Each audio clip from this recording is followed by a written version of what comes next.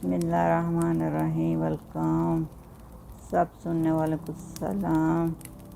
आते हैं कहानी की तरफ। कहानी आयशा की। आयशा कह रही है मैं छोटी सी थी तो मेरी अम्मी का इंतकाल हो गया।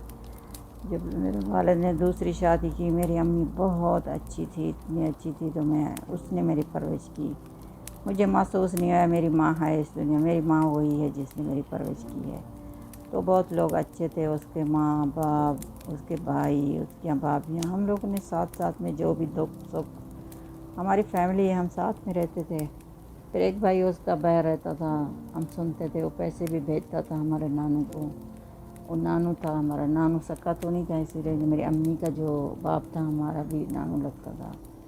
फिर वो सुना कि उसकी बीवी फौत हो गई उधर, उसको कैंसर हुआ। उसने बहुत इलाज किया तो बच्चे हैं दो उसके छोटे, एक बेटी एक बेटा।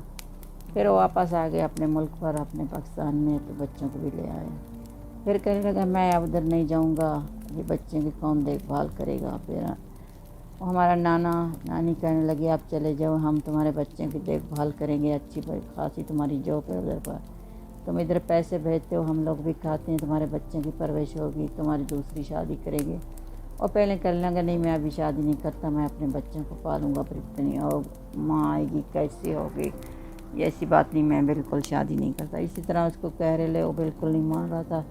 फिर मेरी अम्मी के जहन में आया और नानू का ये जो आयशा लड़की है ये भी हमारी है, हमारे घर में रहती है, तुम इससे शादी कर लो। तो हम इसके बाप से पूछते हैं, तो फिर इसी तरह हमारा रिश्ता हो गया।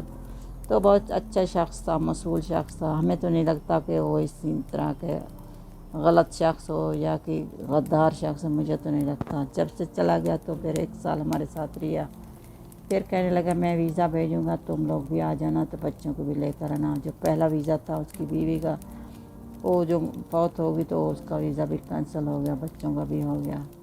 इसीलिए फिर हम लोग उसका इंतज़ार कर रहे थे। वो हमेशा कहता मैं पैसे भी भेजता, मैं वीज़ा जब मैं हालात सही होंगे तो मैं तुम्हें वीज़ा भेज दूँगा, तुम आ जाना। बस हम लोग उधर रह रहे थे। फिर मेरी बेटी पैदा हुई, उसके 2 बच्चे उसके थे। फिर भी हमें कोई महसूस नहीं किया। इसी तरह जैसे मैंने उनको नहीं पाला, उसकी दादी खुद अपने बच्चों को पाला। उन लोगों ने कहा ये बच्ची का कोई कसूर नहीं जो ये दूसरे के बच्चे पाले। उसकी दादी माशाल्लाह बहुत अच्छी थी, अपने बच्चों को पाल रही थी। वो हमेशा हमें पैसे भेजता, अपनी माँ को, सबको, अपने बेटे को, मुझे, सबके अलग अलग, यानी कि फ़ोन पर बातें होती थी। अच्छा शख्स था।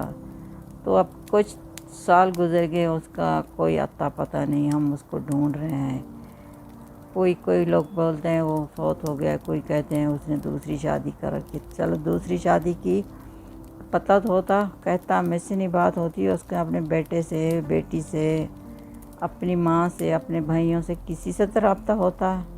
अभी नहीं पता वो फौत हो गया है, ये पता नहीं क्या बीमार है, ये पता नहीं किधर चला गया है, क्या हुआ क्या नहीं हुआ। वो भी और हमारे जो कोई उधर रिश्तेदार भी नहीं, एक मुल्क है दूसरा यूरोप का, वो फ्रांस में रहता था, उसका नहीं पता कौन लोग थे। हमारे कोई इलाके के लोग नहीं रहते थे। हो सकता कोई होते हमारे लोग तो चाहे पता होता। वो भी कोई लोग कहते हैं उसने दूसरी शादी की है, कोई कहता है पता नहीं कहाँ गया है, हमें नहीं पता किधर गया है। हम इस लोगों का बातें सुनते रहते हैं। तो अभी उसकी माँ बहुत रोती है, बाप भी, उसका बेटा है। ज़ाहिर है हम लोग जा भी कोई नहीं सकता, भाई भी नहीं जा सकते।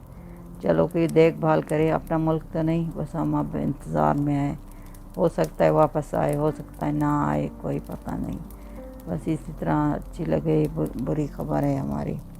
अच्छी लगे तो लाइक भी कीजिए, सब्सक्राइब भी कीजिए, शेयर भी कीजिए।